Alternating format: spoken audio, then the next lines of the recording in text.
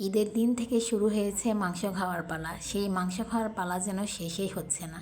গ্রাম থেকে ঢাকায় আসলাম, তারপরও মাংস যেন খাওয়া শেষই হচ্ছে না। তারপরে আবার আত্মীয় স্বজন যারা দাওয়াত দিচ্ছে তাদের বাসা যাচ্ছি, সেখানেও সেই মাংস। কী বলবো, মাংস খেতে খেতে একদম বিরক্ত হয়ে গেলাম।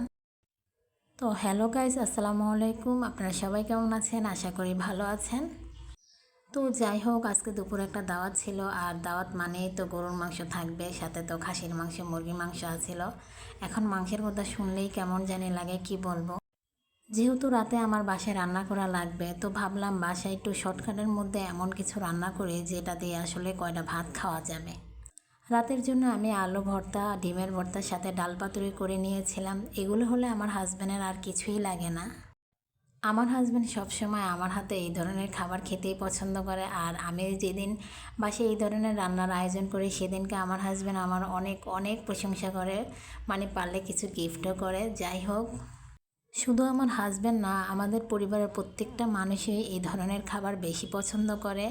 আর এই ডিমের ভর্তাটা আসলে সবার খুব পছন্দের। এই ডিমের ভর্তাটা কিন্তু আমি আমার শাশুড়ি মায়ের কাছ থেকে শিখেছি। এর আগে আমি ডিমের ভর্তাটা সিদ্ধ করে বানাইতাম, এখন থেকে আমি ভেজেই বানাই। এটা খুব তাড়াতাড়ি হয় আমার কাছে, আর খেতেও কিন্তু ভালোই লাগে। এদিকে আমি আলুর ভর্তাটাও বানিয়ে নিলাম, আর ডালটা হয়ে গেছে প্রায়। আর আমি কিন্তু ভর্তার মধ্যে একটু ঝাল কম দিয়েছি, কারণ আমাদের ফ্যামিলির সবাই একটু ঝাল কম খায়, আর এই মরিচগুলো কিন্তু একটু বেশিই ঝাল।